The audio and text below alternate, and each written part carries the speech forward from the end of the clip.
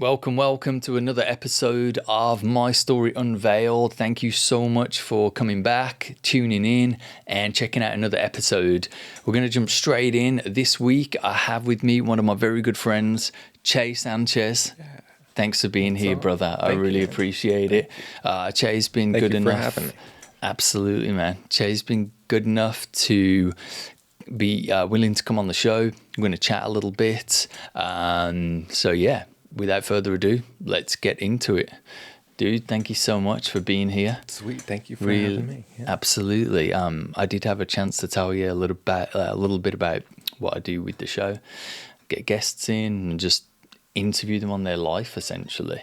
You can say as little as you want. We respect your privacy. And then at the same time, you're also free to be as open and personal as you want to be. So we'll take it at your own pace.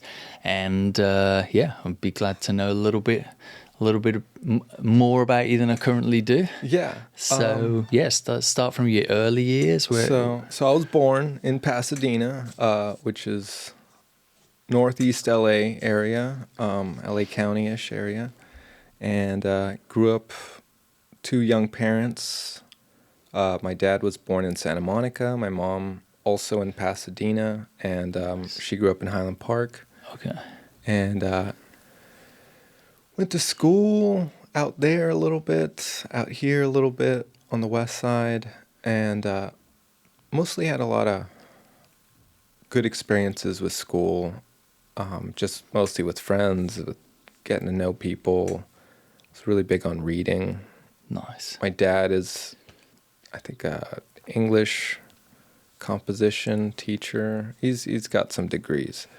He's got multiple. So you get the literature. From there. I remember at a young age he would bribe me to read books. So I read like a lot of biographies. It's a lot of fiction and nonfiction, but mostly nonfiction. I read like about Geronimo and some other political figures, Huey Newton, Black Panther Party, Malcolm X, just different civil rights activists. Yeah. My parents were really political, so they raised me to kind of know the horrors of the world. And absolutely. And just be aware of things. So I feel like I've continued that on in life. I did have like some fun in childhood. I read 20,000 Leagues Under the Sea. I read some other, classic fiction and other books. And I feel like that's definitely been a big part of my life. Another big part of my life was my grandmother, my paternal grandma. She definitely watched me a lot when I was young, because young parents still have a life to build. Yeah. So, my grandma was always there. Both my grandmas. I'm lucky to have both of them. That's nice. That is, just to interject for a second, because I feel like grandparents, they really maximize and love having that time with their grandkids, especially because for a lot of grandparents, it's their first time being grandparents. So they've got that pride in, I've got a grandparent, and they almost want to nurture you as much as your parents do, I think. And then I almost think it's like maybe on a subconscious level, grandparents worry about as they get older, they're going to become the forgotten people. Yeah. So that I think it's awesome. I have a good relationship still with, most of my grandparents have passed, but my grandma, my nana, I call her, I still have like a nice bond and relationship with her. And every time I'm back in the UK, I'll go see her and stuff. And she's still, I think she's in her 80s, but she's still very like coherent and there and good. Yeah. Oh, yeah. So... Yeah, I have a grandma that might watch this as well. So, hey grandma. Good to see you. Hey, grandma. Yeah. She's great. She's very vital. I have another grandma on my maternal side. Grandma, she's very healthy and strong. And on my paternal grandma, she's also pretty healthy and strong, but she also has Alzheimer's. Gotcha. That's definitely progressed a lot in life, and that has impacted me a lot as well. I was her caretaker for a while. That was part of my job. in life. That's a lot. Like anyone that does, healthcare provider services is it's intense. I think there's a general strike or something going on for nurses in New York right now. Oh, interesting. And I hope that they get whatever they need, because like it takes a lot out of you to take care of people when they're vulnerable, and to do that kind of work. I think that means a lot. It's a good service. Totally. I've had friends that have graduated through like UCLA, and they've done like the nursing programs and stuff, and even before they get into the field of nursing and take on a job, they're aware of like the intensity that like the shifts can be. A lot of the times you go in, you might even be working like overnight shifts, like 10 or 12-hour shifts. So I imagine it can be a lot, not just physically demanding, but probably emotionally as well, maybe even spiritually for some people, because the nature of what you're dealing with in those environments, I imagine it can be quite heavy on any given day. Yeah, you know. I bet. Yeah. Yeah. So that's been life up to now, pretty much. Nice. It's just I still keep up reading a lot. I do yoga. That's one thing that we bonded on. I like yoga a lot. I respect the yoga world. Yeah. So it sounds like your family, you're California natives, you're LA natives. Yeah. That's awesome, dude. It's funny. It's nice to connect with LA natives, because there's so many transplants out here, people that move out to LA, maybe it's for, like Hollywood and trying to get into film or acting or music like myself. But it's funny because I would like take lifts and Ubers around LA a lot since I've moved here. And a lot of the drivers are LA natives. We get talking, and I kind of joke with them and say like, well, I'm glad there's still some jobs left for you guys, because all like the transplants like me are like coming in. Like, I feel like in LA, this is the land of the gold rush, and this has been a pillaged land. I think all of us are immigrants here. I have some family that's been here a very, very long time. And even they can trace a lot of blood to Spain. So, but I do have indigenous blood, but that indigenous blood is Apache, so possibly more. Oh, I gotcha. Like Native American? Colorado. Yes. Gotcha. Apache Yaqui is what I was told, and. We can tell in the hair, your antennas. Well, I can also tell that I'm not 100% from the facial hair, because we're not supposed to have any. So, but we're all a mix of something. That's the bottom line. You know what surprised me, actually? I've done a good bit of traveling like across the US. The amount of like reservations, like Native American Indian reservations, even if you drive between like California and Texas, I think there's certain parts of, I want to say maybe like Arizona,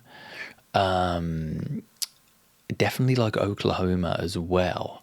But I was surprised, like if like I played like shows and stuff between LA and Texas, and on the route we'd like, a lot of the time if we stopped or something to get a bite to eat, there would be like a Native American Indian like reservations and stuff. Reservations are pretty, I think, a little controversial. There's a lot of politics going on there. I don't know if I have much to say about it, because I don't fully have a leg in that race. But I wasn't born in one. My great grandmother escaped, or at least left a reservation when she was young. She took my grandma with her, and I'm not sure. I met someone that was born on a reservation. I worked with them for a year. We're still friends. Her name is Jenny, if you're watching, Jenny. She described it as interesting and complicated, and she really actually didn't talk about it much.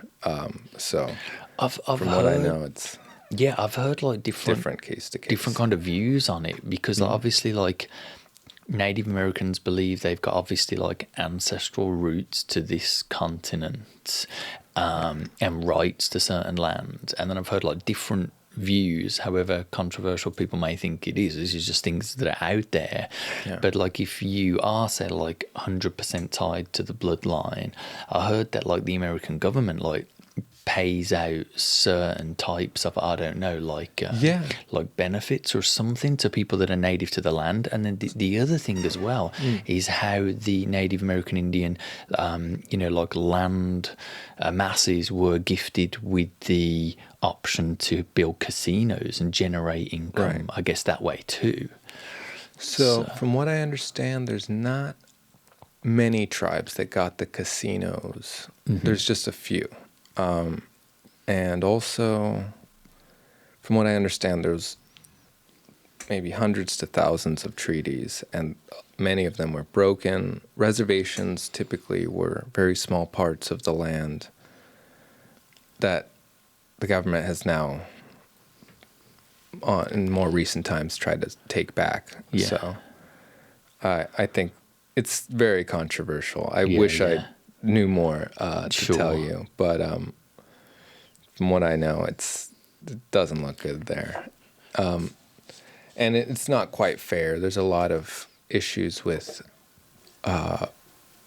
people living with colonialism and living on reservation land. They have a sovereign police force, so they are different. It's like a sovereign country. It's a different country in the America.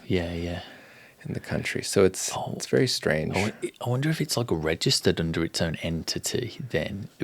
How does the taxation work on that kind of thing? Do you pay to the US IRS? I'm not sure. Or is it its own separate thing if it's sovereign? That's quite interesting. Yeah, it would be great to have someone that was born on a reservation so that they could tell us, because I have no idea. I'd like to know. I'd like to know more. I've been just interested in my culture for a long time, but I feel like it's been hard to find out some stuff, definitely. When I was younger, my maternal grandmother took me to powwows, and it was just these amazing ceremonies where people would dress in like deer skin or bear skin, do a ceremony, do a dance, and we'd all have food at the end. It's always very special. I haven't done these things in a while. I traveled a lot when I was younger, but I haven't really traveled much as an adult. Was that like? Sorry, go ahead. I went to like a lot of different states. For powwows, mostly it was like Oregon, Texas, Arizona, possibly, and some other places. And I've traveled a couple different other states. Was that as part of like, say, like a traditional offering or festival type thing? Because I know a lot of these cultures, say like the Mayans and stuff like that, just to give an example, they do offer these like different like dances, or there's like the rain dance and stuff like that the tribal people do. I know sometimes they do it as a call in certain seasons to ask for like rain, for harvests to flourish and things like that. Do you know if that particular one was connected to anything to do with like a certain ritual? So no, these powwows were just traditional festivals, similar to like the Festival of Lights that was hosted right at the pier recently. That was really beautiful. Is that the like Diwali? It was connected to the one of the Hindu celebrations, the Festival of Lights. Right, right. Gotcha. Remember, it was right here on the pier. Yes. So that is the Ratha Yatra. There it's still tied into the same kind of like faith.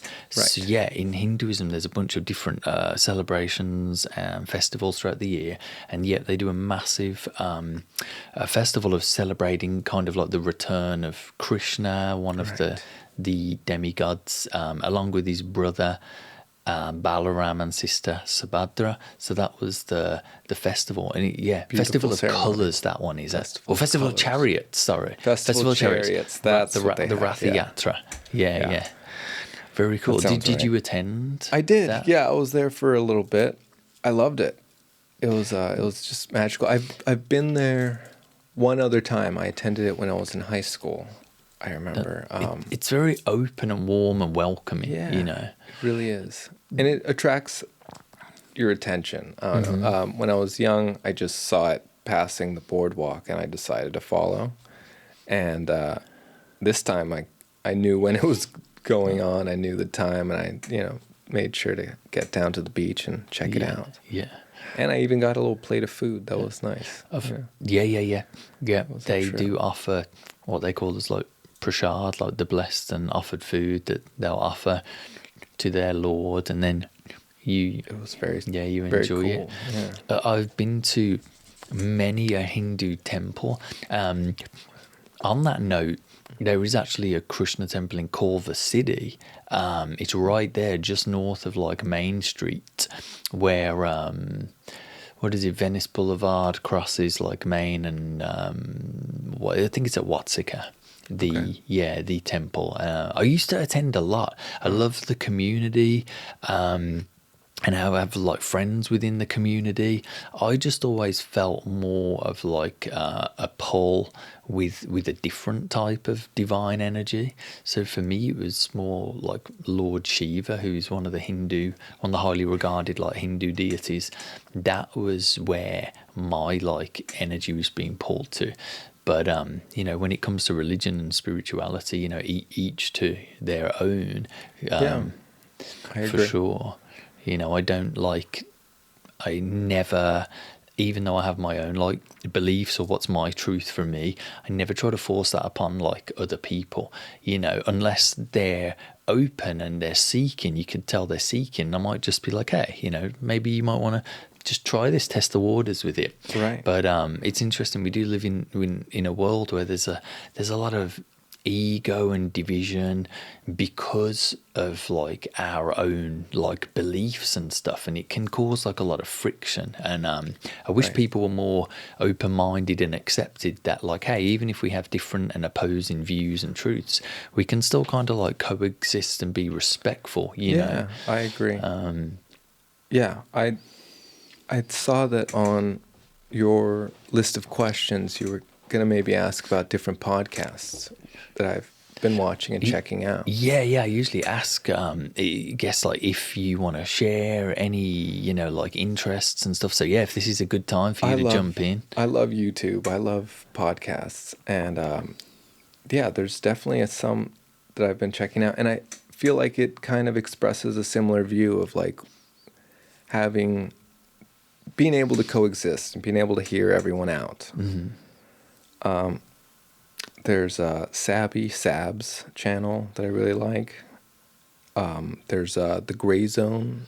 These are like kind of news channels, but they discuss important topics. Mm-hmm. And then there's this channel called Valhalla BHT, I think. Okay. And they're a little bit on the right side, but they express some pretty reasonable views that I think we all have in common. Yeah. And it's good to just check out other things. And I'm always willing to check out some other views when people share a video or something. I think it's important to get balanced information. Like you're always gonna hear like biased information based on preference, and that's totally normal.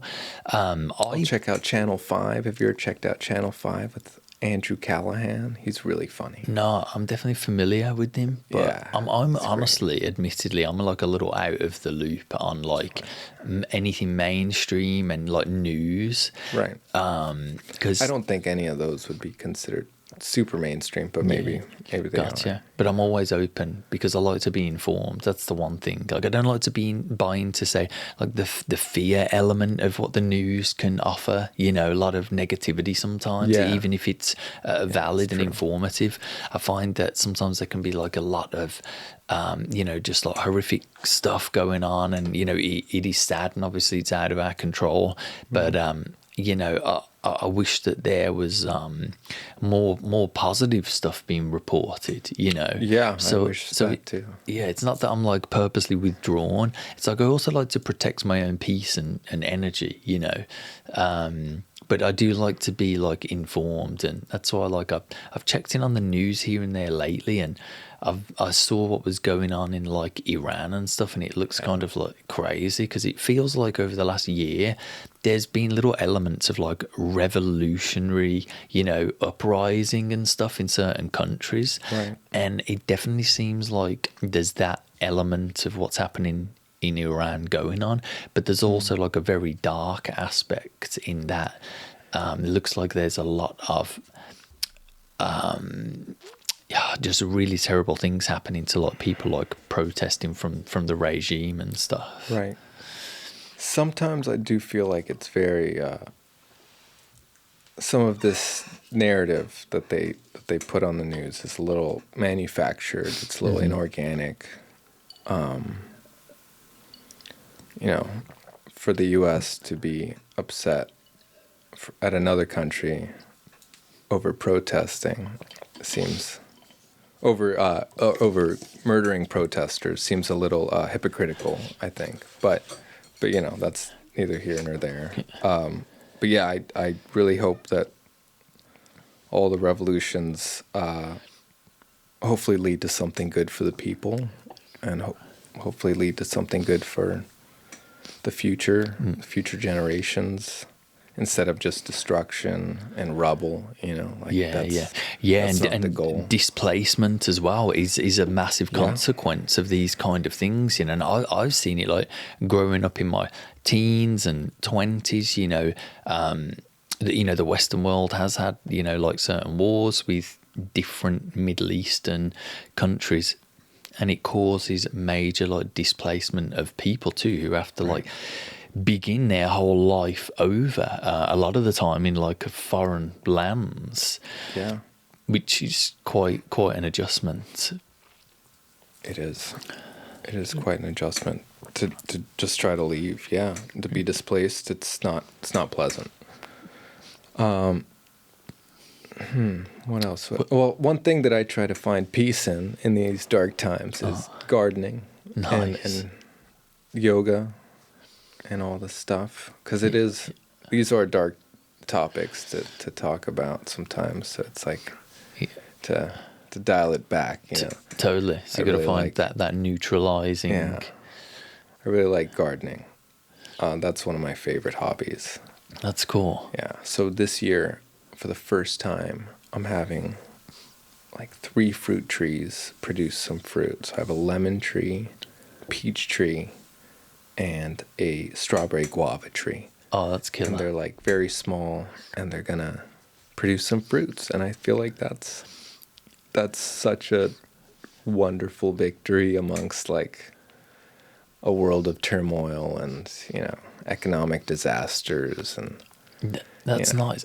And you know what? It takes like a certain level of like care and energy to be able to like really, I think, like bear the fruits, because like it's not just a matter of like, okay, I'll put this seed in the soil and I'll water it and I'll allow it to get the right amount of sunlight. Like you've really got to kind of like tend to those plants. It's constant maintenance, I would imagine, like as well. It can be, but it's also good to be a little hands off with plants. That's let them do their own thing. There's a balance. Yeah. I feel like every gardener's issue is overwatering, or every early gardener's issue is usually overwatering. So they usually go through that phase. Yeah. And then you slowly learn to adjust watering schedules and light positioning, and you learn the other tricks of the trade. But yeah, it's definitely meditative to be sitting amongst a bunch of trees and plants and grasses that you cultivated over time. I have a cat, and I have this little pot of grass. And every time she comes out into the garden, she eats that grass. And it's like the cutest thing. It's her little ritual. And at first it was kind of a weed. I was growing something else, and I can't even remember what I was growing, probably a sunflower or something. And the grass was growing, And I just felt like, oh, well, she would take care of it because she's just going to nibble the grass. Yeah. But then it just kept growing, and I was like, I'm going to get rid of this. But right before I did, I was like, this is her favorite part of the garden. And it's good to have different things around, you know. I'm assuming you probably live in an apartment, right? Since it's a small little apartment, studio apartment. I wonder if the cat, is it a she? She is a she. I wonder if she is kind of maybe yearning for that little bit of like grounding element. I'm not sure if she does get to go outside much. She does a little bit, but yeah, probably not enough. And it's all concrete, so yeah, she doesn't really get that. I've always wanted to take her to the beach. She has a little pouch, a little bag that I could take her. But I just haven't done it yet. Maybe get her like a little surfboard as well. Yeah. That could probably go terribly wrong. I'm sure she'd be fine. She does not like the water, so I wouldn't even be able to get her close to the water probably. But I'd see how she did with sand. Yeah. You actually just reminded me what you were saying about the planting. It is very therapeutic. I used to work, this was like years ago, probably maybe like 15 years ago. I was working as a retail plant merchandiser in Home Depot stores through like a contractor. And I was actually like taking care of like perennials, annuals, and like their tropical areas and stuff inside. And I actually really loved that job. It's not that I cared so much to do that specifically, but it came up at a certain time. It was paying pretty well for that time. And I just really found a lot of beauty and peace in seeing all the different beautiful like colours of the flowers and stuff. Everything from like peonies and pansies, you name it. Oh man. Yeah. And like I really loved that job. And like it was only a seasonal position, so I only worked it for probably like 9-10 months. But looking back, I was like, you know what, I was actually really in like a nice like chill, mellow place. Like because sometimes for people work can be like a stress, or you're not always working like in an environment or a job that you want to be in. Right. But like it was interesting because like I found like I felt very grounded, and it was probably because of the nature of being connected to like natural things, maybe like the soil, and also being outdoors in the sun a lot too. That'll help. Yeah, I always feel like they're just these living entities that like hold secrets. They speak a different language. Mm-hmm. They could possibly speak English, but they just won't, out of like, I don't know, trickery. They just don't want to tell you their secrets. Who knows? No. But yeah, plants are just these magical little beings, you know, and they require some care. I feel like it's fun to be part of their journey in life. Yeah, yeah.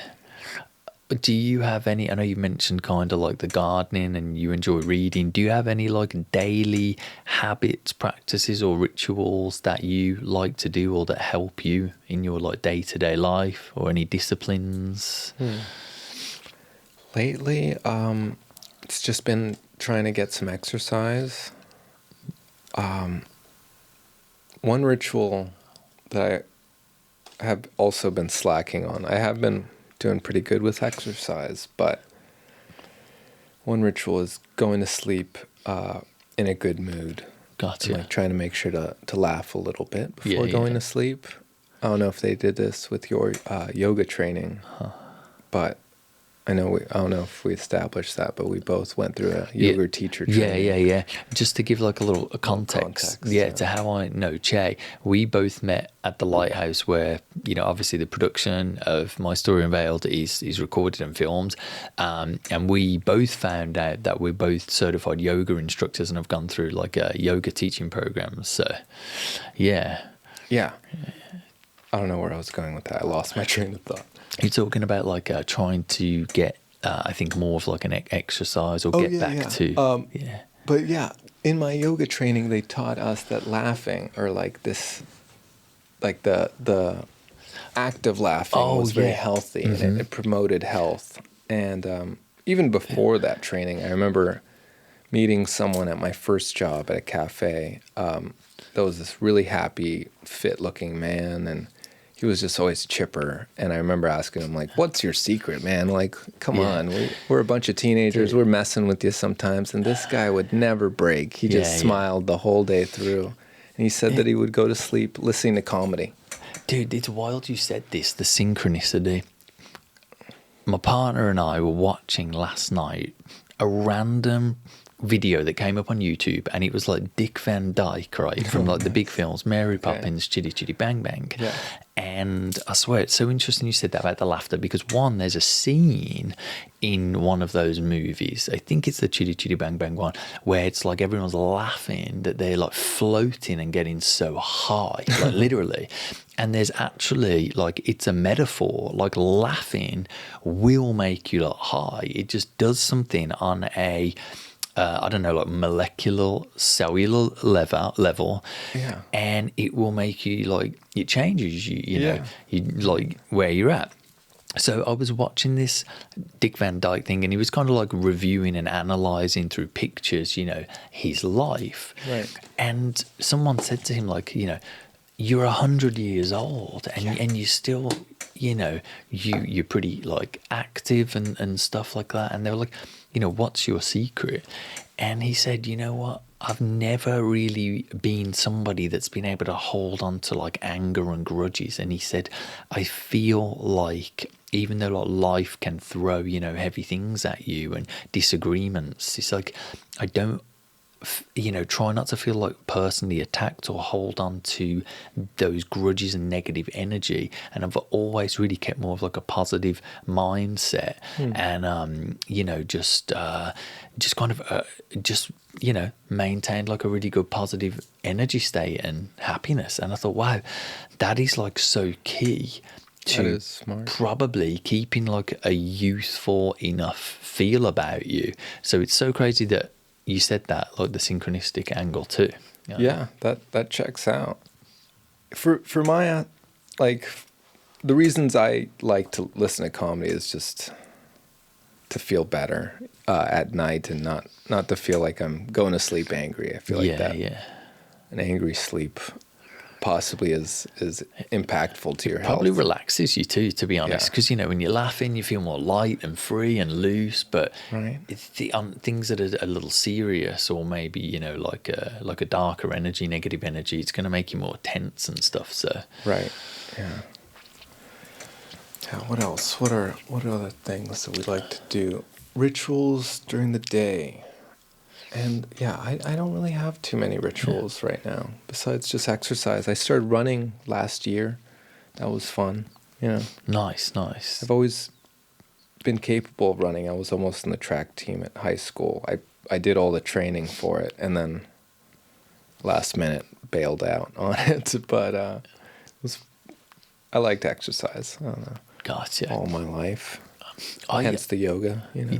You know, yoga, like, that's probably the most like exercise I've done like throughout my life when I actually did the teacher training program. Because I'll be honest, like, I think it's because with me I have to have like a passion for something to really like it. And I'm also of the mindset that sometimes you have to do the things you don't want to do to see growth and break through.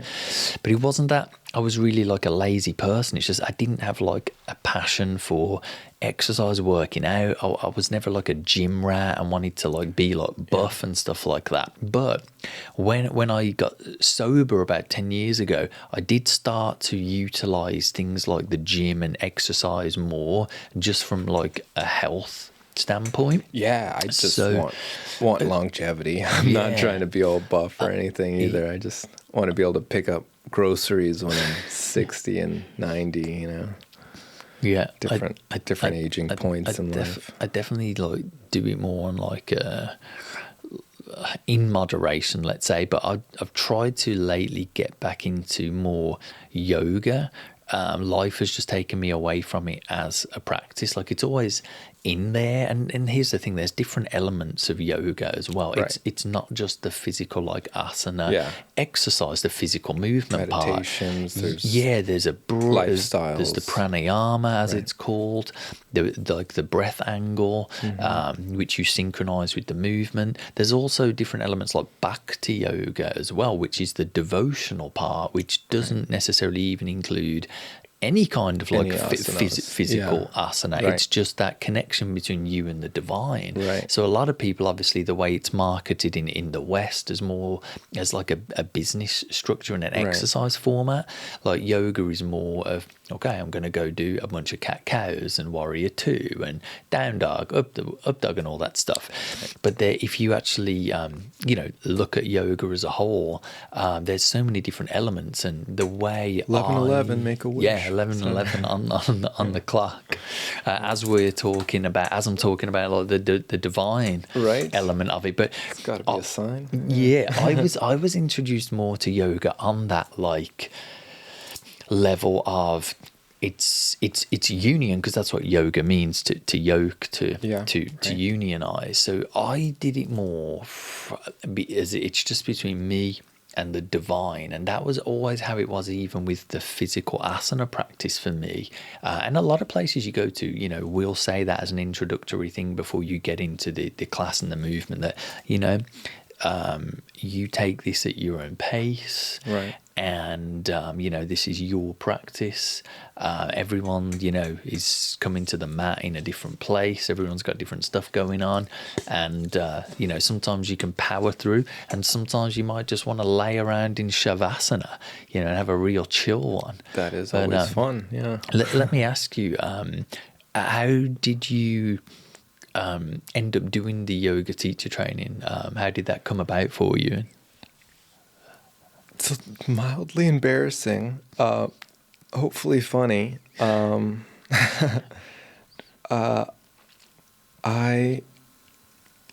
4, or I don't know how long ago now, but it feels like a good while ago, about like 3-4 years ago, my mom called me on a Sunday morning, or no, probably like a Saturday night. Gotcha. And I was, 4 years ago, I think I was typically on a Saturday night out drinking with some friends. Yeah. So I was a little inebriated and easily influenced, I think. And she called and she was like, I'd like to sign you up for this yoga teacher training. I know you do yoga, so let's just sign you up, and you can, you don't even have to teach. You could just take the course and learn training, learn this, and it's a gift to you. I think that you should take it. And, inebriated, I was like, this sounds great. Yeah. And then the next morning, I was very intimidated, and I was like, this is not me. I don't know if I should do this. But you've already got the email in your inbox. Yeah. Your mom she signed kind of you just up. went through the motions very quickly, and I decided to go through with it, and to see how it went. I was very reluctant. I felt very out of place, especially the first couple days of the training. But there were, I think, 1 or 2 people that dropped out of my class after like the first day. Gotcha. And that kind of pushed me to be like, oh no, like if I wanted to leave, I think that was my opportunity, with them. So I guess I'll stay. And I stuck through it. We were talking earlier with Jack, cool guy Jack, and I was like, I took 3 years of Latin, and I don't remember much Latin. But Sanskrit element. But I learned a couple Sanskrit words after just like 1 year of yoga teacher training, which that was not the only thing they were teaching us. Like we did get Sanskrit pretty much every class, though, I believe, just because they were using the Sanskrit words for the poses. I had a similar experience in that. It's like in anything, you're going to get people that like drop off, and there were people that like dropped off in the first week or two, and definitely the first month of our teacher training program as well. And I had that, you kind of got the angel on one shoulder, the devil on the other, the voice in your head, saying like, oh, maybe this isn't for me, trying to talk you out of it kind of things. I didn't know if I was like going to grasp everything, because it is a lot, and it's a lot of like things to remember and repetition. And I was just like, man, do I have it in me to get through this and really do it? And I'd been gifted with the opportunity as well by a yoga studio owner who I knew, and I was like, I don't want to let this person down, I don't want to let myself down, and I know I'm better than this fear talk than to not do it. And if there's one like pattern that happens in my life, it's that I'll start projects and then I'll have like a hard time finishing them. And I don't look at it as failure. I look at it more as just, okay, it wasn't meant to be. You shifted, or maybe that was just the end of the line for that thing. But I was like, I don't want to quit while I've been gifted with this like opportunity. Really, like I've got to be able to power through and prove to myself that I can do this. So I stuck with it, and I really put in the work and memorized every breath to posture, and like got through it. And like it was a blessing. And one thing that the program manager like said to me was like, you know, this is a gift that you can take with you like everywhere you go now. And I love that, even if I don't teach that regularly, or if it's something I want to get back to more later on a serious level. I love that, like, you know, we have that certification, right. And if it's something that we want to like share with the world, we can do that at any time with a little brush up, you know. Sure. Yeah. Yeah, dude, it's been like a real kind of like blessed part of my life to be able to discover yoga on all elements, because it's something that even on the days where I don't really feel like doing it and doing a class, there's always the meditation aspect, there's always just the breathing aspect where you can just like come to a place of stillness, like, okay, I'm a little stressed today, this has bothered me, but I can close my eyes, I can go within, and I can just breathe deeply. And that is yoga, right? Just stopping and not talking and just being. That is yoga. And that's like the great thing that I love about it. It's not just going to a yoga studio, right. And, you know. Yeah, you can take yoga everywhere. That's what I enjoy about the practice too. Yeah, I feel like I was very blessed. My mom put me in when I was like really young. I don't know when you started doing yoga, but I think I was like 6 or 7. You know, I remember getting taken to classes and feeling like, where am I? You know, I remember the world being a lot bigger and being in these yoga studios. So I feel like I've been doing this for a long time, and I still don't feel like I know it all. I still feel like there's so much to learn. There's the yoga as a concept, it's so wide, as you've mentioned, you know, like there's so many different forms of yoga and practices. There's so much to learn. There's so much history. It's very rich in history and culture. Yeah, and just like anything, you can take from it what resonates with you. You know, you don't have to be the best at yoga asana, which I'm not. Yeah. And obviously everything comes with practice, but I always was a little shaky, literally, with like balance. So when it comes to certain postures like vrikshasana, which is the tree pose, you know, it took me a good while to master the balance angle of it. Or say with like natarajasana, which is like the dancer's pose, where you're like kicking back and grabbing a foot, you know. It was always like really trying to master that stillness, but this is part of the practice and what you do to get better. But you know, the asana angle of yoga wasn't my strongest point, because I was kind of introduced to yoga in like a bhakti yoga like format. So for me, it was more about like the meditation, the breath work, the chanting and mantras and things like that.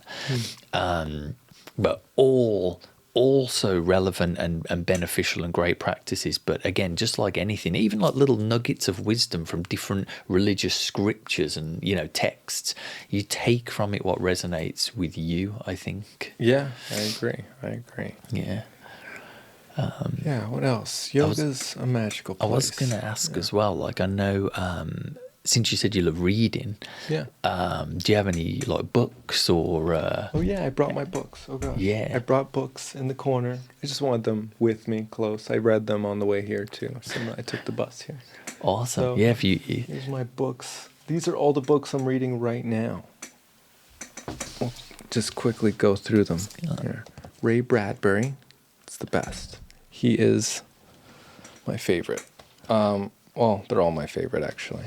Nice. What's the general concept here? It's, Ray Bradbury is sci-fi, and Okay. I believe this is his best book, The Illustrated Man. Gotcha. It has a number of short stories, all involving like space, religion, very esoteric, strange, bizarre concepts sometimes. Nice. There's a story about a priest trying to convert a ball of light to Catholicism. Whoa. It's kind of funny. Wow, that's sometimes. so interesting. Like Because can that ball of light even interpret the language that is that's the being entire spoken story. to Yeah, it? they're just like, yeah, it's I kind of like how out there that is. it's like very out there. It's Yeah, like yeah. a concept I would never have thought of before. dope. Who Counts? Okay. The Mathematics of Death and Life After Genocide, written Got by it. Diane M. Nelson. Got it. I got That sounds like deep just from the it's complex. yeah. But it's actually it's got a very to summarize it very quickly, it basically is stating that numbers are easily manipulated by people that understand them, and they're often used against the masses to get some kind of engagement or reaction. Yeah. And so this book is mostly describing the Guatemalan genocide, and it has listed the American number of the death count that is known, and by North America, by the USA, the number is 250,000. But in Guatemala, where this genocide took place, the number is very different than that and much lower. And so this book proposes that the number 250,000 was manufactured to kind of create this feeling of despair amongst people. And it's complicated. I'm still reading it. I'm still that's interesting because like if you think and I don't want to put like a completely negative spin on mainstream media and stuff like that, but if you inflate numbers, you're going to create more fear, especially when if it's things like, I don't know, just really negative, situations, or even like pandemics and stuff like that. If you completely blow up and inflate the numbers, it's going to create more hysteria, I believe. So I'm sure there's definitely some truth to that. Yeah, it also just like you said, it creates more fear, and therefore makes the imperial powers more intimidating. And so it feels like it takes power from the people to manipulate numbers. So it's an interesting book. I got it from I got the book recommendation from a podcast that I watched. That was a book review on another book called Citizen 13660 by Mine Okubo. She is I believe an LA native or maybe a San Francisco native or an Oakland native who was sent to the Japanese internment camps. Wow. But she was a graphic novelist and a cartoonist, and so she illustrated her experience. It's very short, really easy read, highly recommend. Citizen 13660. Gotcha. It's a quick one. But then my other book I'm reading is O Josephine by a Norwegian cartoonist named Jason. He only has his first name. Gotcha. It's really good. I like the color on that a lot too. I love his. It's real cool. So artwork. O Josephine by Jason, choosing to stay anonymous on the last name there. Nothing wrong with that. It's almost got this like Cat in the Hat style, and the animation there. It reminds me a little bit of like the Doctor Seuss. It's very interesting. I was a big fan of Charlie Chaplin, and Jason has this strange style of graphic novels where it's very expressive. Right. So he doesn't have a lot of words sometimes. I've picked up one of his graphic novels that was just as thick, almost no words, but like stories that you could easily interpret. And I was going to say maybe kind of that's amazing. because he's leaving it into your own interpretation to make of it kind of what you think it could be. Slightly, but it's also like universal expressions, and it was very easy to read. I would have to reread it, but Jason, I think, is a magician with Nice. graphic novels. And the last book is Max Blumenthal's Republican Gomorrah. Wow, okay. Inside the movement that shattered the party. It's very interesting. It's about Is it a little political? yeah, it's about the American Republican administration. It's starting off during the John McCain and Sarah Palin era, Gotcha. which he reported on a lot. Max Blumenthal is a independent journalist who I trust a lot. He's just very intelligent, very smart guy, and he has been brave in very crazy situations, I feel like, where he puts himself in the crossfire. kind of, in danger, I would Yeah. say, to get some truth out there. to Right, people. right. And he's actually really funny, so his writing style is surprisingly really funny. I feel like I stacked the books in order of funniest to not funniest. And surprisingly, Who Counts has some humor as well. Gotcha. I think, Even though it's a book about the mathematics of genocide, it still has its moments. Awesome. Dude, thanks for sharing that. Obviously, like from what you were saying at the beginning of the conversation, you've been like quite an avid reader for most of your life. Right. And you're quite passionate about information, whether it be like fiction, truth, news, etc. It's good to have a balance. Like these, I have 2 nonfiction, 2 fiction. It's like Yeah.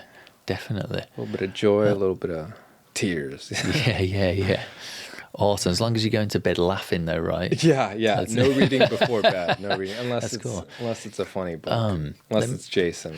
That's but awesome. even he can get a little dark sometimes. Dude, thanks for being so willing to share, different elements of your Thank you life for and having personality. me. Yeah. What I usually do as the last kind of like question is I just ask if there's anything. It could be like something wisdom related, like a good message, advice, anything. Is there any message you might have for like the listeners and watchers, viewers, the audience that you just might want to like share? Or feel free to also share like any of your personal, I don't know, like Instagram handles, Sure. if you do want to connect with anybody. But yeah, just maybe like a message. Yeah, I'm okay. You guys can find me if you find me. But one thing that I definitely think everyone should hear, and it's definitely not an original thought from me, but it's just to practice your art, practice any art that you're doing, any form of creation, just like this is creation, this is conversation. You could have this without cameras and screens. So, it's good to just have dialogue and practice art and share it with the world. Totally. I think that's a good thing to do. Absolutely, dude. That was that was actually like one of the biggest like reasons why I wanted to do this podcast, like to connect, but also to help other people, find expression in themselves, like regardless of whether they have it or not. Because I believe like everybody. Everybody is worthy of not only like telling their story and being their most authentic self, but I love connecting people in the sense that everybody has some kind of like, artistic element to them or talents in which other people might find valuable. And even if not that, some kind of wisdom and advice, or some experience from their life which will resonate with somebody else. So that was one of my biggest reasons for doing this, and being able to have the privilege of connecting with people as well. Hell yeah. So dude, thank you so much for your time, man. I really appreciate it. Yeah, keep up the reading. I'll look forward to hearing like more and more from you on like different subjects and topics, man. Yeah, well, I'll always be reading, so there'll always be something new on the shelf, right? Awesome, brother. Awesome. Well, guys, cheers. This has been Che Sanchez. It's been a pleasure to get to know you a little better. If you enjoyed this conversation and episode, please give us a like, follow, subscribe, and we'll look forward to catching you on the next episode of My Story Unveiled. Hey guys, if you liked this episode of My Story Unveiled, make sure to give us a like, give us a follow, and we look forward to seeing you at the next one. Peace.